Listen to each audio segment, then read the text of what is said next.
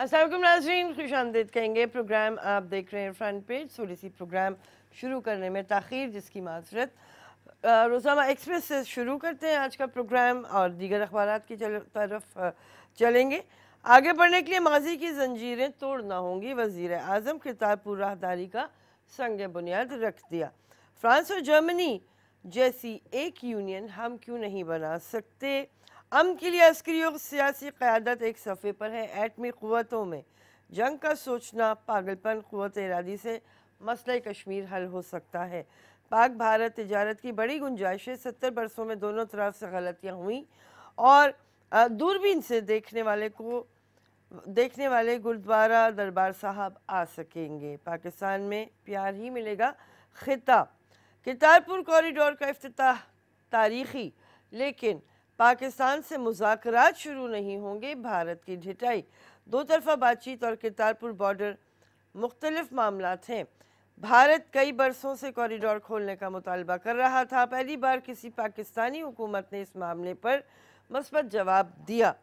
दिफाई नुमाइश, पाकिस्तान में तैयार हरबी सामान देकर गैर मुल्की दंग रह गए। करतारपुर राहदारी अमन की जानिब कदम जो खित्ते की ज़रूरत है। Army chief, mega money laundering scandal, Zardari और फरियाल की FIA में पेशी, बयान रिकॉर्ड कराया। बिलावल JIT के सामने पेश नहीं हुए। जरदारी ग्रुप के अकाउंट्स में मुंतकिल मुबैना काले धन से मुताल्लिक़ बाकायदा बयान रिकॉर्ड किया गया। फ्रांस जर्मनी यूनियन बना सकते हैं तो हम क्यों नहीं। वज़ीर आज़म, तिजारत के लिए हमें सरहदें खोलनी होंगी। माजी सीखने के लिए होता है, रहने के लिए नहीं। एटमी ताकतों में जंगों का तस्वुर पागलपन। रोज़नामा जंग की ये सुर्खी और शे सुर्खी है कि अलीमा खान के ज़राए आमदन नहीं, दुबई में जायदाद कैसे बन गई। नवाज शरीफ, चीफ जस्टिस का नोटिस ज़राए। करतारपुर राहदारी अमन की तरफ एक कदम है। Army chief, Sushma ignores positivity, pores cold water on talks prospects dawn. Bold steps needed to turn the page, Imran tells India. PM makes impassioned pitch for peace. Express Tribune और news, can't we form a Franco-German like union। तो नाज़रीन, आज इन सारी ख़बरों पर तबसरे के लिए जनाब मुबशर मीर साहब हमारे साथ मौजूद हैं। एडिटर हैं रोज़नामा पाकिस्तान। खुश आमदीद कहते हैं। अस्सलाम वालेकुम। जी वालेकुम अस्सलाम। खैरियत से? जी बिल्कुल ठीक, अल्लाह का शुक्र। अच्छा जी, मीर साहब, आपने बड़ी क्लोजली पाक इंडिया को ऑब्ज़र्व किया है, रिलेशंस को आपने बहुत ज़ाहिर है कि अखबार में ख़ास तौर पे हमारा इंटरेस्ट भी रहता है बाहमी ताल्लुकात की। अगर हम बात करें ख़ास तौर पे भारत और पाकिस्तान, क्योंकि कश्मीर का जो एक इतना बड़ा इशू है और ज़ाहिर है कि 70-71 बरस में कोई संजीदा कोशिश भारत की जानिब से तो नज़र नहीं आई है। अच्छा, अभी करतारपुर पर तवक्कुआत सामने आ रही थी कि शायद अब कुछ बर्फ़ पिघल गई है। जिस तरह से पाकिस्तान के जानिब से मौक़िफ़ सामने आया, भारतीय रिस्पॉन्स को क्या कहेंगे? बहुत शुक्रिया फ़िज़ा। सबसे पहले तो मेरा ख़्याल है जो पाकिस्तान इंडिया रिलेशंस हैं उसमें जो पाकिस्तान की तरफ से जो पिलग्रिम्स का एक विजिट टूरिज़म है और ख़ास तौर पर सिख बरादरी जो है वो पाकिस्तान में उनके जो मुक़द्दस मकामात हैं उसके लिए वो आते हैं और यहाँ पे काफ़ी मुश्किल से वो पहुँचते थे लाहौर से आके। अगरचे वो ननकाना साहब भी जाते हैं, फिर उसके बाद आगे पंजा साहब है, वहाँ पे भी जाते हैं। लेकिन ये है कि ये तो बिल्कुल ही ऐसे था कि 4 किलोमीटर के फासले पे उनका था और वो दूरबीन लगा के देखते थे और वाकई जिनके मुक़द्दस मकामात हैं और वो उसको देखने की जो हसरत होती है और जो उसकी खुशी होती है वो अपनी जगह। तो बहरहाल पाकिस्तान की तरफ से ये एक बड़ी पॉजिटिविटी और ये जो डिप्लोमेसी है पाकिस्तान की तरफ से ये बड़ी कामयाबी से आगे बढ़ रही है कई सालों से। और लेकिन इंडिया ने हमेशा इसको काफ़ी हद तक डिस्करेज किया है। उसकी वजह भी है कि उसकी एक हिस्ट्री है कि मशरक़ी पंजाब के अंदर जब मिसेस इंदिरा गांधी की हुकूमत थी 80s के शुरू में, तो वहाँ उन्होंने गोल्डन टेम्पल पे ऑपरेशन किया था और अमृतसर के अंदर कई हज़ारों लोगों को जो है वो कत्ल किया गया था और उस वक्त जर्नैल सिंह भिंडरावाला आपको याद होगा, वो थे सिख के बरादरी के जो सरबरा उसको लीड कर रहे थे। और गोल्डन टेम्पल तो एक बिल्कुल ऐसे ही है कि आप समझ लें कि उससे बड़ी जगह उनके लिए कोई नहीं है। उसके अंदर भारतीय फौज जो है वो घुसी थी और उन्होंने वहाँ मारा लोगों को, फिर उसके बाद बाहर गलियों में मारा। और एक इंटरेस्टिंग बात है कि जर्नैल सिंह भिंडरावाला जो थे वो मिसेस इंदिरा गांधी के बड़े पॉलिटिकल अलाई भी थे, लेकिन जब उनके इख्तलाफात हुए तो फिर उन्होंने उनके खिलाफ जो एक ऑपरेशन रखा और फिर वो इतना यानी कि शदीद था कि उसके बाद जो खालिस्तान की तहरीक जो है उसने जन्म लिया। और मेरा ख्याल है कि वो बड़ी काफ़ी चलता रहा सिलसिला, लेकिन फिर एक ऐसा उसका मोड़ आया कि उसके अंदर राजीव गांधी की गवर्नमेंट के अंदर कि जब उसमें बिल्कुल चेंजिंग शुरू हुई और बहुत से लोग जो है वो पकड़ लिए गए और फिर वो तहरीक जो है काफ़ी तब, लेकिन अभी भी वो तहरीक दुनिया में मौजूद है और एक तरह की आज़ाद सी रियासत वाला तस्वुर जो है जो सब उसमें वो हमारी बेनज़ीर साहिबा और अब मैं उस पे मैं बात करता हूँ कि जब राजीव गांधी जो हैं वो जब पाकिस्तान आए थे तो उसके बाद मोहतरमा जो है 89 के अंदर जो है उनकी गवर्नमेंट थी। तो उस वक्त क्या हुआ कि मेरा ख्याल है कि आपको याद भी होगा, मुझे भी थोड़ा थोड़ा याद है, हम स्टूडेंट थे कि एक वक्त में मोहतरमा बेनज़ीर भुट्टो साहबा ने एक बयान दिया था कि हमने राजीव गांधी की बहुत मदद की जी है। ऐसे मुझे याद है। ये बयान था, तो लिहाजा उनको भी हमारी मदद कुछ करनी चाहिए। तो इसको फिर बड़ा इन्वर्टेड कामा में, और एतजाज़ अहसन साहब तो इस हवाले से बड़े वो जो है अंडर प्रेशर रहे हैं एक ज़माने तक और अभी भी उनसे मेरा ख्याल है ये सवाल होता है और वो क्लैरिफिकेशन देते रहते हैं कि हमने कोई लिस्टें नहीं दी और ये नहीं किया। लेकिन सारी इस चीज़ को एक अलहदा रखते हुए कि मैं समझता हूँ कि जो पाकिस्तान की तरफ से सिख बरादरी के साथ जो एक हुस्न सलूक होता है, उनकी मजहबी मुकामात तक उनको सर्व करना और पूरा उनकी सिक्योरिटी का अरेंजमेंट करना, और उसको बड़ी कदर की निगाह से सिख बरादरी देखती है। और 2.5 करोड़ के करीब सिख जो हैं वो इससे मुस्तफ़ीद होते हैं किसी न किसी अंदाज से, या जो लोग आते हैं वो तो बराह रास्त होते हैं और जो उसको देख के होते हैं तो वो उनके लिए भी एक तशफ़ी होती है। तो मैं समझता हूँ कि ये जो एक पाकिस्तान ने ये एक एंगल जो है ये था और ये एक चीज़ ऐसी थी कि ये भी उनको सहूलत मिलनी चाहिए। मेरा ख्याल है बड़ा बार वक्त टाइम पे किया गया है और इसको और भी आगे बढ़ना चाहिए।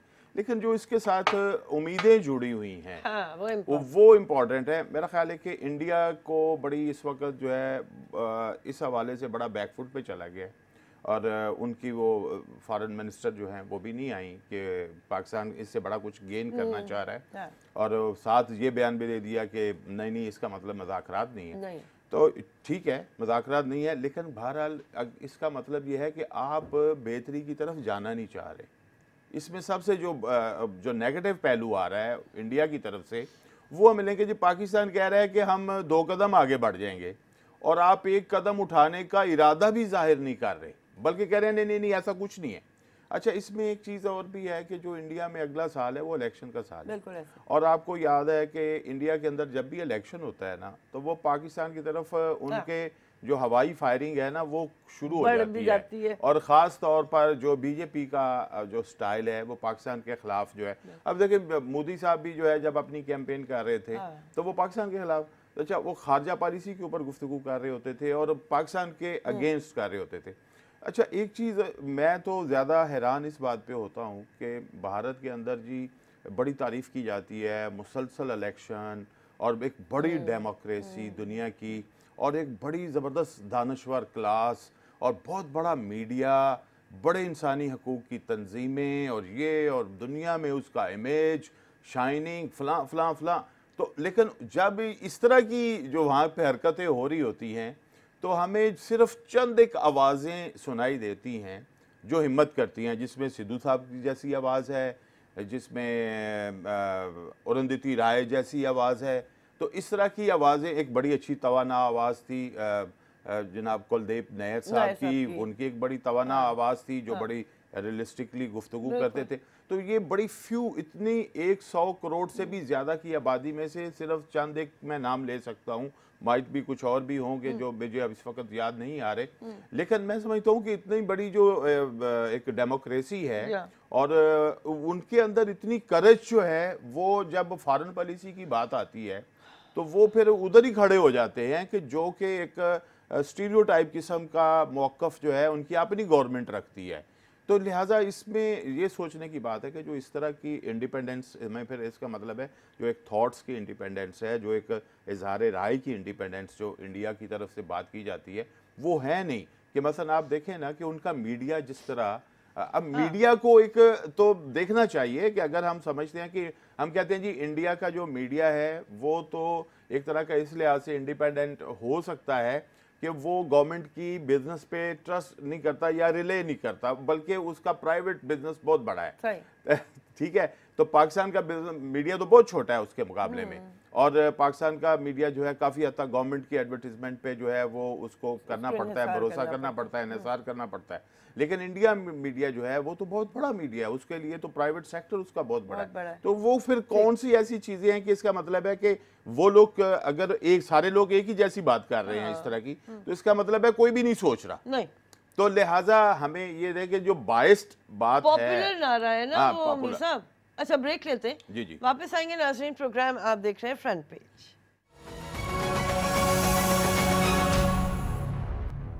खुशामदीद नाज़रीन, प्रोग्राम आप देख रहे हैं फ्रंट पेज। कश्मीर हमारा अटूट अंग है, भारत का सार कॉन्फ्रेंस में शिरकत से इनकार। ये वो बात है, मेरा ख्याल है कि पैदाइश के बाद से तो मैंने शुरू सुनना कर दी थी, मीर साहब के साथ भी ऐसा ही हुआ होगा। लेकिन मीर साहब, इस वक्त जो डेवलपमेंट हुई है वो सिर्फ एक सिद्धू साहब की चीफ साहब से मुलाकात का नतीजा तो आई एम श्योर नहीं है, इसके पीछे थोड़ी तो डिप्लोमेसी चली होगी। नहीं, देखें ये बात तो मैं आपसे अर्ज कर रहा था ना कि जो पिलग्रिम के लिए जो एक सहूलत है, ये एक बड़ी अच्छी डिप्लोमेसी है पाकिस्तान की तरफ से। और एक और बहुत ज़्यादा इसमें जो शिद्दत आई थी वो 80s में आई थी, जब ज़िया-उल-हक जो है वो प्रेसिडेंट थे, तो उन्होंने इसको बहुत ज़्यादा जो है वो सपोर्ट भी किया और काफ़ी हद तक जो है वो मुसलसल ये मशरक़ी पंजाब से ताल्लुक भी था उनका, वो भी था। फिर एक ज़रा थोड़ी सी वो ये थी कि एक पाकिस्तान के लिए इस हवाले से मैं समझता हूँ कि बड़ी अहम चीज़ है, जो मशरक़ी पंजाब है वो अगर इतना सॉफ्ट हो जाएगा तो हमारे लिए एक बफर सा एरिया जो है वो डेवलप होता है, तो पाकिस्तान को इससे बड़ा एक कंफर्ट मिल सकता है फ्यूचर में। और अभी भी मेरा ख्याल है कि वो कैफियत जो एक नफ़रत की 47 की थी, वो मशरक़ी पंजाब के में तो हमें उस तरह नज़र नहीं आती। तो वो एक बड़ा ही अच्छा साइन है। और फिर थोड़ा सा आप ये देखें कि लैंग्वेज भी बड़ा अहम किरदार अदा करती है, तो लैंग्वेज का भी एक फिर वो जो लोग जो पाकिस्तान से विज़िट करके जाते हैं तो मेरा उनके साथ हुस्न सलूक होता है, उनको वो देखते हैं कि उनके मकामात मुक़द्दसा जो हैं उनको बड़ी अच्छी हालत में रखा गया है, उनके साथ सलूक अच्छा हुआ है, तो लाजमी बात है कि एक मोहब्बत लेके जाते हैं, तो उसका इजहार जाके वो भी करते हैं। तो फिर एक सिलसिला जो है 30 साल 35 साल से हम देख रहे हैं तो बेहतर चल रहा है, तो वो एक तरह का माहौल भी क्रिएट हुआ। और वो उन्हीं जो ज़ायरीन हैं उनकी भी ख्वाहिश थी कि हमें उधर से भी रास्ता दिया जाए। तो कुछ वजूहात होती हैं कि जो गवर्नमेंट देख रही होती हैं दोनों तरफ से कि भाई हाँ ठीक है, हम इसे कितना मैनेज कर सकते। एक बात और भी है, आप देखें कि जब वो लोग आते हैं तो उनकी सिक्योरिटी पाकिस्तान बहुत इम्पोर्टेंट होती है उसके लिए, और बड़ी सिक्योरिटी की जाती है, और अच्छा खासा ये प्रोजेक्ट होता है, कितने लोग इसके साथ जो है वो जुड़े होते हैं, उनको जहाँ जहाँ लेके जाना, क्योंकि वो उनका सिर्फ ये नहीं होता कि वो आए हैं तो लिहाजा हमने कोई उनको इस्तेमाल नहीं करना, लेकिन हमने उनको डिलीवर करना है। तो फिर जब डिलीवरी में सबसे पहली चीज़ तो सिक्योरिटी आती है, क्योंकि ये भी तो आप देखें कि अगर वो आ रहे हैं तो कई ऐसे फैक्टर होंगे जिनको नागवार है और वो उसको सबोताज भी करना चाहेंगे। आपको याद होगा समझौता एक्सप्रेस के ऊपर धमाका भी हुआ था, तो वो ये सारी वो एक्टिविटीज़ को डिस्करेज करने के लिए, तो लिहाजा उसको सामने रखते हुए अगर आप देखें तो मेरा ख्याल है कि जब आप तक अरेंजमेंट नहीं कर लेते, उसका कोई मैकेनिज्म नहीं बना लेते, तो वो उस वक्त तक जो है ना वो आपको इंतजार करना पड़ा। बहरहाल एक टर्निंग पॉइंट, हाँ वो जिसको कहा जा रहा है कि सिद्धू साहब की जफ्फी और आर्मी चीफ के साथ, तो एक उसे वो आप कह सकते हैं कि ये जफ्फी डिप्लोमेसी है कि जिसके बाद जो है वो एक उनकी तरफ से बाजवा साहब की तरफ से ये कहा गया कि जी हम तो इसके लिए तैयार हैं। इसका मतलब है पाकिस्तान तैयारी कर चुका था, तो उनकी तरफ से एक अनाउंसमेंट आई, और जिसका एक और ऐसा यानी कि वो एक टाइमिंग ऐसी थी, मेरा ख्याल है कि उसका बड़ा एक वेलकम हुआ पूरे भारत में भी हुआ, यहाँ पे भी हुआ। तो उसको हम समझते हैं कि चलें एक लेकिन ओवरऑल अगर आप देखें तो जो हमारे इश्यूज हैं, जैसे कश्मीर की बात प्राइम मिनिस्टर ने की है, या दीगर पानी का एक बहुत बड़ा इशू है, सर क्रीक का है, सियाचिन का है, इस तरह की बहुत सी चीज़ें जुड़ी हुई हैं इसके साथ। फिर भारत जो पानी को जिस तरह वो जिसे हम आबी दहशतगर्दी कहते हैं वो करते हैं, तो इन सारे कामों की जो चाबी है वो सिर्फ इस्लामाबाद में नहीं है, वो दिल्ली में दो चाबियां हैं, सही तो जब तक वहाँ से वो चीज़ जो है ना इनिशिएट नहीं होगी और वहाँ पे एक माहौल ऐसा नहीं क्रिएट होगा और वैसा माइंड सेट में, तो मुझे तो अभी तो एक साल पूरा जो उनका इलेक्शन का साल है ना, पब्लिक प्रेशर अगर बिल्ड हो ना अमीर साहब, जैसे आप ये मशरकी पंजाब जिस तरह आप कह रहे हैं, पूरा एक बैकग्राउंड है 30-35 साल का, अगर पूरा भारत में इस तरह की तबकात की आवाज़ पहुंचने लगे और उस आवाज़ में वजन आने लगे, तो मेरा ख्याल है कि बेहतरी होगी। मैंने तो वो सारे तबकात गिनवाए आपने बिल्कुल कि अगर ये जो हैं अगर ये थोड़ी थोड़ी भी गुफ्तगू करेंगे। अब अरुंधति राय साहबा जो हैं वो बड़ी काबिल एहतराम है, उन्होंने कश्मीर का विजिट किया और उसके बाद उनके जो पीसेस छपे इंटरनेशनल मीडिया का हिस्सा बने खास तौर पे, उसके बाद उसके ऊपर गुफ्तगू आई कि भाई वो एक आवाज बनी, एक तवाना आवाज बनी। तो अगर उन्हीं की साथ और भी आवाजें इस तरह शामिल हो जाएं तो मेरा ख्याल है वो, अभी देखिए कितनी बर्बरियत हो रही है, कितने किस तरह लोगों को अपाहज करने की किया जा रहा है, नौजवानों को किया जा रहा है, और फिर उनके जो है उनकी तालीम के दरवाजे बंद करना, कम्युनिकेशन जराए बंद करना, इंटरनेट बंद करना, बहुत कुछ कर रहे हैं जो वो कर सकते हैं कर रहे हैं। लेकिन ये है कि और फाइनली ये भी तो आप देखें जो हमने पहले देखा कि किस तरह ह्यूमन शील्ड बना के उनको जो है वो किस तरह निशाने बनाएंगे। तो ये वो चीज़ें हैं कि जो वहाँ की, मैं इंसानी हकूक़ की तंजीमें सिर्फ भारत ही की बात नहीं करूँगा, बल्कि अब इंटरनेशनल भी आप देखें। और अभी तो सबसे बड़ी जो मैं समझता हूँ कि वो चीज़ है जिस पे भारत का अभी तक कोई जवाब नहीं आ सका इस तरह का, कि वो जो इंसानी हकूक़ कमीशन की रिपोर्ट है UNO में, वो मेरा ख्याल एक बड़ा बिल्कुल खुला आईना है कि किस तरह जो है कश्मीर में कश्मीरियों के साथ ज्यादती हो रही है, उनकी नस्ल कशी की जा रही है, उनको कोई घराना शायद ही ऐसा हो कि जो बचा हुआ हो कि किसी न किसी हवाले से वो मुतासर ज़रूर है। तो इस पे इंटरनेशनल मीडिया, इंटरनेशनल इंसानी हकूक़ की तंजीमें वो इस पे खामोश हैं, तो वो बहुत ही ज़्यादा जो है अनफॉर्चुनेट है। बिल्कुल ठीक है। अस्सलाम वालेकुम। जी वालेकुम अस्सलाम, मैं मिसेज एजाज बोल रही हूँ। जी। अच्छा, इमरान खान के कल के इक़दाम पे ठीक है, सब खुश हैं, हम भी खुश हैं, अवाम भी, लेकिन खुदारा मैं 3-4 पॉइंट दूंगी। नंबर 1, दोस्ती का लफ्ज़ आप गैर मुस्लिम के साथ इस्तेमाल नहीं कर सकते। हम खुश हैं, आप ताल्लुक़ रखें, तजारत करें और इखलाकियात पे जोर दें। ठीक है। नंबर 2, हमारी सबसे बड़ी कमजोरी है कि हमारे दूसरे मुल्कों में सफारत खानों में कुछ नहीं होता सिवाय वीज़े देने के और पासपोर्ट को रिन्यू करने के। तो ये जितना प्रोपेगेंडा है कश्मीर के बारे में और दूसरे ताल्लुकात के बारे में, ये सफारती लेवल पे बेइंतहा इसका प्रोपेगेंडा सफारत खानों से थ्रू दूसरे मुल्कों में होना चाहिए। आप क्यों नहीं ट्रेंड करते हैं? कश्मीर का मसला हल करने के लिए आपको बहुत ज्यादा गुफ्तगू और मुज़ाकरात करने हैं, तो उसके लिए आपको सफारती ताल्लुकात इस्तवार करने पड़ेंगे तमाम मुल्कों के साथ। ठीक है, गो ऑन आप करें, लेकिन दोस्ती का लफ्ज़ बदनाम ना करें, ताल्लुक रखें, इखलाकियात पे जोर दें। चलें जी, बहुत शुक्रिया मिसेस एजाज। ब्रेक लेते हैं, आपके जो नुकात हैं बिल्कुल वैलिड हैं, बात कर सकते हैं। ब्रेक लेंगे नाज़रीन। खुशामदीद नाज़रीन, प्रोग्राम आप देख रहे हैं फ्रंट पेज। ब्रेक पे जाने से पहले मिसेस एजाज ने जो बात की थी, मीर साहब चाहे तो तबसरा करें, मैं अपनी तरफ से ये बात ज़रूर करना चाहूँगी कि जदीद अक़वाम के दरमियान दोस्ती मज़हब की बुनियाद पे नहीं हुआ करती। बाहमी ताल्लुकात जो हैं वो आपके जो इंटरेस्ट्स होते हैं उन पर बेस किया करती है, वरना आज हम ये बात ना कर रहे होते कि पाक चीन दोस्ती जिंदाबाद, तो इस तरह नहीं होता, आप सब जानते हैं। वरना नजाशी के दरबार का वाक़या भी हमारे सामने ना होता कि जो हिजरत ऊला के वक्त आप सब जानते हैं, जो मज़हब और दीन की थोड़ी सी फ़हम रखते हैं, तो ये अदवार हैं मुख्तलिफ और ये सिलसिला चलता है भारत। अच्छा मीर साहब। हाँ जी, इसमें थोड़ी सी एक बात सिर्फ कहूँगा कि आपने बिल्कुल सही दोनों एग्जांपल, बहुत अच्छी एग्जांपल दे दी। तो थोड़ी जो हम एज ए मुस्लिम और इस्लाम का जो एक पैगाम है उसमें वुसअत क़ल्बी है। हाँ। और उसको ज़रूर ज़हन में रखें, और जो बानी इस्लाम रसूल पाक सल्लल्लाहु अलैहि वसल्लम, उनका जो हुस्न सलूक था, और जो उनका फिर एग्रीमेंट्स भी हैं मिसाक मदीना के हवाले से, उसको भी याद रखें, फिर सुलह हुदैबिया को भी याद रखें। तो लिहाजा सिर्फ वो एक जो जंगी जो नौइयत की चीज़ें हैं हर वक्त उनको अपनी ज़ात के ऊपर ना रखें।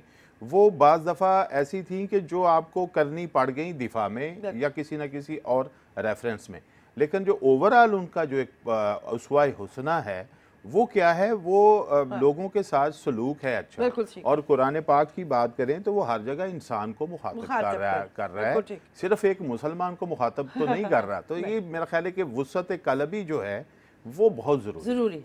बिल्कुल ठीक है। अच्छा, अब थोड़ा सा मौजू तब्दील करते हैं, आगे बढ़ते हैं। अलीमा खान साहिबा, उन पर बड़ी सख्त तनकीद की जा रही है अपोजिशन की जानिब से, और एक बात जो सामने आई है वो ये है कि आज हुकूमत जो है वो अपने 100 रोज़ा कारकर्दगी का वज़ीर आज़म साहब जो है वो अपनी कारकर्दगी अवाम के सामने पेश करेंगे। और एक ख़बर ये भी है नाज़रीन के पाकिस्तान समाजी बहबूद, तालीम, सेहत पर सबसे कम खर्च करने वाले ममालिक में शामिल है। तो मेरे सब टाइम थोड़ा कम है लेकिन ये तीनों सवाल। अच्छा, जैसे अलीमा खान साहिबा की बात है, मेरा ख्याल है वो कोर्ट ने तो उस पर कोई नोटिस कर लिया है और उसकी हेयरिंग जो है उसके हवाले से वो होगी, तो यकीनन उन्हें कोर्ट के अंदर ये साबित करना पड़ेगा। और उन्होंने जो उनकी अभी तक की चीज़ें आई हैं कि उन्होंने कोई पैसे अदा भी किए और उसको रेगुलराइज करने एमनेस्टी उन्होंने ली है। तो एमनेस्टी जो है वो लास्ट गवर्नमेंट ने ही वो मेरा ख्याल अनाउंस की थी। तो अगर उन्होंने उससे इस्तेफादा कर लिया है तो शायद उससे वो किसी हद तक तो मुबर्रा होंगी, क्योंकि वो उसकी बेस ही ये थी कि आप पीछे मामलात आपसे नहीं पूछे जाएंगे और वो आप क्लियर हो जाएंगे। लेकिन एनी हाउ जब कोर्ट ने नोटिस लिया है तो कोई और सवाल अगर उठते हैं तो वो जवाब जो है वो कोर्ट में होगा। लेकिन बहरहाल ये ज़रूर चीज़ें हैं कि कोई जो अगर वो उसे आप NRO अगर आप कह रहे हैं तो मेरा ख्याल है कि वो आप ही की जारी की हुई स्कीम है। अगर आपने NRO दिया है इतने लोगों को तो फिर वो अगर उन्होंने इस्तेफादा कर लिया तो फिर इसका मतलब है वो कानून के अंदर रहते हुए वो रेगुलराइजेशन में आ गई हैं। तो कोर्ट जो चीज़ें और उठाएगा तो वो फिर हम उस वक्त उस पर बात कर सकेंगे। दूसरी जो चीज़ आपकी थी वो वज़ीर आज़म साहब के 100 दिन, मेरा ख्याल है कि 100 दिन की अगर दोनों चीज़ें हैं कि कुछ चीज़ें ऐसी हैं कि जो हम ये जो एतराज़ कर सकते हैं उनके ऊपर कि जब आपको एक चीज़ तो समझ आ जाती है कि भाई आपकी गवर्नमेंट आ रही है और आपको उसका अंदाज़ा हो जाता है, आप सर्वेज आ रहे थे और चीज़ें आ रही थी, फिर गवर्नमेंट मिलने के बाद फिर एक वैसी भी एक सियासी पार्टी जो होती है, मैं कहता हूँ अगर ये भी कन्फर्म ना हो कि आपको हुकूमत मिल रही है, सिर्फ आपको ये हो कि जो अपोजिशन है वो एक तरह की वेट करने वाली गवर्नमेंट जिसे हम कहते हैं वो है, तो फिर भी एक आपका अपना एक थिंक टैंक होता है पार्टी का जो उसके अंदर वो देखता रहता है कि जो सिटिंग गवर्नमेंट है वो जो चीज़ें सामने ला रही है अगर हम होते तो हम क्या करते। बिल्कुल सही। जब आप तनकीद कर रहे होते हो तो ज़रा किसी बेस पे कर रहे हो, तो उस वक्त गुफ्तगू भी ऐसी थी कि हमारे पास सारे प्रोग्राम मौजूद हैं और बहुत ज़्यादा उम्मीदें भी दिला दी गई थी। तो लिहाजा लोग जो एक बहुत ज़्यादा रिलीफ चाह रहे थे जो कि पॉसिबल मेरे ज़ाती ख्याल में तो नहीं था, लेकिन यह है कि बहरहाल अनाउंसमेंट्स थी कि वो हो सकती थी। तो जो बहुत ज़्यादा अनाउंसमेंट्स की जो एक तवक्कुआत थी वो तो शायद नहीं हुई, लेकिन कम से कम हम ये कह सकते हैं कि उन्होंने जो अभी तक की बहुत सी लीकेजेस थे वो काफ़ी हद तक रोकने की कोशिश की है, नंबर 1। और अब आगे जो उनकी पॉलिसीज जो वो किसी हद तक अनाउंस कर चुके हैं वो अब सामने आएंगी तो फिर हम उस पर जो है वो क्रिटिसाइज कर सकेंगे। पाकिस्तान की जो स्पेंडिंग है, लास्ट आपकी जो बात थी वो तो बहुत ही पुअर है और एक कंपैरिजन होता है दुनिया में फिजा के हम मुख्तलिफ नेशंस का होता है कि आप अपने वेपन्स के ऊपर कितना पैसा लगा रहे हैं और आप ह्यूमन रिसोर्स डेवलपमेंट पे कितना लगा, ये कंपैरिजन एक इंडेक्स जो है वो बनता है। तो उस हवाले से ही मेरा ख्याल इसको देखा गया है। तो अगर वो कहें तो मेरा ख्याल 2-3 चीज़ें तो बहुत ही अहम है ना, उसके ऊपर तो आप देखें जैसे सुप्रीम कोर्ट पानी के ऊपर काम कर रहा है, तो पानी तो बहुत बुनियादी चीज़ जिसको हम अभी तक अपनी हाफ पॉपुलेशन को भी नहीं प्रोवाइड कर सके। अगर आप इस वक्त तो दुनिया में इसको भी लिया जा रहा है कि एनर्जी जो है वो भी हर शहरी का हक है। और वो आप देख लें कितने % लोगों को है। तो एहसान के तौर पे दिया जाता है। दिया जाता है। मीर साहब आपसे माजरत के साथ कि वक्त बिल्कुल ख़त्म हो गया, बिल्कुल आपका वैलिड पॉइंट। और नाजरीन, पाकिस्तान की जो सिक्योरिटी सूरत हाल है वो भी एक बहुत बड़ा हिंड्रेंस हमारे लिए रहा है, ज़ाहिर है। तो ये सारी बातें चलती रहती हैं। बहुत शुक्रिया, मीर साहब का भी शुक्रिया और आपका भी प्रोग्राम में आने का, इंटरेस्ट लेने का, अपनी कॉल्स के ज़रिए। इजाज़त दीजिए, अल्लाह हाफ़िज़।